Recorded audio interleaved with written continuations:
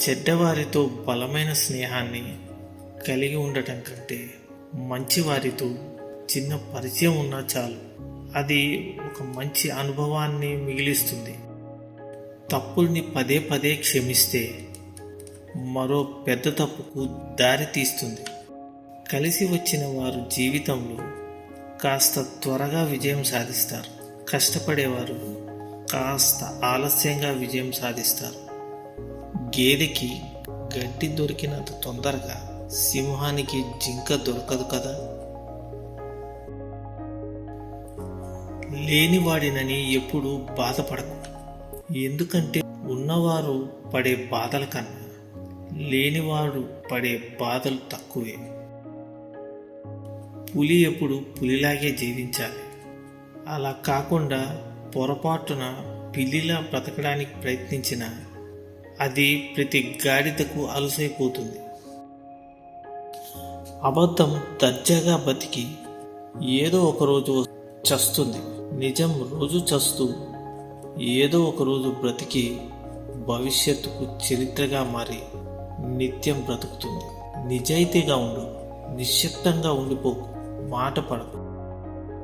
విలువ లేని చోట నోరు విప్పకు. అవసరం ఉన్న చోట నీ కోసం నువ్వు వాదించుకో.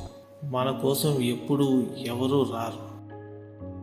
ఎవరైతే ఒక విషయాన్ని సరిగ్గా అర్థం చేసుకోలేరో వారు దాన్ని ద్వేషిస్తూ ఉంటారు. సరైన సమయం కోసం ఎదురు చూసేవారి కంటే ఉన్న సమయాన్ని సరిగ్గా ఉపయోగించుకునేవారే ఉత్తములు. కన్ను చెదిరితే గురి మాత్రమే తప్పుతుంది. అదే మనసు చెదిరితే జీవితమే దారి తప్పుతుంది. నీ తప్పులను ఈరోజు కప్పుపుచ్చుకున్నంత మాత్రాన రేపటి దాని పర్యవసానాన్ని నువ్వు తప్పించుకోలేవు. కదలని బొమ్మలకు కవితలు చెప్పినా, మారని మనిషికి నీతులు చెప్పినా ఒకటే. మౌనంగా ఉంటున్నారు అంటే మాట్లాడే ధైర్యం లేక కాదు, వాదించడం ఇష్టం లేక. నిజాలను ధైర్యంగా ఎదుర్కోవాలి. అప్పుడు అబద్ధాలను ఆశ్రయించాల్సిన అవసరం ఉండదు కదా. మానవ సంబంధాల్లో తరచూ జరిగే పొరపాట్లు ఏంటంటే ఎదుటివారు చెప్పేది సగమే వినడం, అందులో సగం అర్థం చేసుకోవడం, అసలేమీ ఆలోచించకుండా 10 రెట్లు స్పందించడం.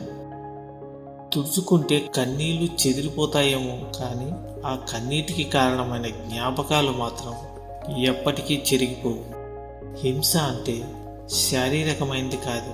మాటలతో ఎదుటి వారిని బాధ పెట్టినా అది హింసే అవుతుంది. ఎదుటి వ్యక్తి నీపై నేరుగా గెలిచే ధైర్యం లేనప్పుడు నీ వ్యక్తిత్వాన్ని విమర్శించడం మొదలు పెడతాడు. ప్రతిరోజు జుట్టును సరిచేసుకున్నట్లే హృదయాన్ని కూడా సరిచేసుకోవడం అలవాటు చేసుకోవాలి. నీకు విలువ లేని చోట నీ నిజం ఎప్పుడూ గెలవదు. నీకు నువ్వు నిలదొక్కున్న చోట నీ అబద్ధం సైతం చిందులేస్తుంది. భయపడడం ఎప్పుడు మానేస్తామో అప్పుడే మన జీవితం మొదలైనట్టు. నవ్వుతూ మాట్లాడిన వాళ్ళందరూ నా వాళ్ళు అని పొంగిపోకు. ఏమో ఎవరికి తెలుసు ఆ నవ్వు వెనుక ఎన్ని కుట్రలు, ఎన్ని కుతంత్రాలు దాగి ఉన్నాయో. జాగ్రత్తగా ఉండండి, అలాగే ధైర్యంగా ఉండండి.